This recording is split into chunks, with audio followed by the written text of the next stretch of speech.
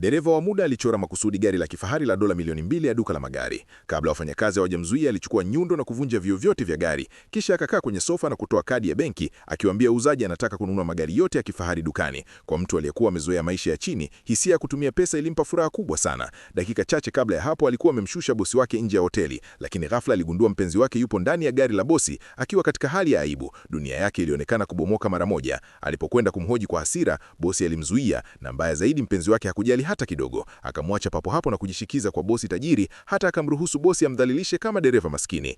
Mwanaume hakuwa na ujasiri wa kupambana na bosi wake. Alimtazama mpenzi wake akienda na gari la kifahari, kisha akapiga kelele kwa maumivu. Wakati huo huo, gari lilimgonga na kumwangusha chini. Ghafla aliketi tena na sauti ikasikika kichwani mwake: mfumo wa tajiri umeanzishwa. Ukimtumia mwanamke pesa kwa kadi hii utapata faida mara 100. Ili kujaribu hilo, mara moja alihamisha dola 50,000 kwa dereva mwanamke aliyemgonga, na sekunde chache baadaye akapokea dola milioni 5 kama faida. Ndipo akagundua hii ndio nafasi yake ya kubadilisha maisha. Ili kumshukuru mwanamke aliyemletea bahati, akaamua kumnunulia gari la kifahari. Alipofika kwenye duka la magari ya kifahari, wauzaji walipoona sare yake ya dereva, walimcheka na kukataa kumhudumia, wakisema hawezi kununua hata gari moja. Mwanaume akaonyesha salio la akaunti yake ya benki, na mara moja wauzaji wakabadilisha tabia zao. Ili kupata faida zaidi kutoka kwenye mfumo, akaamua kumnunulia kila muuzaji wa kike gari la kifahari.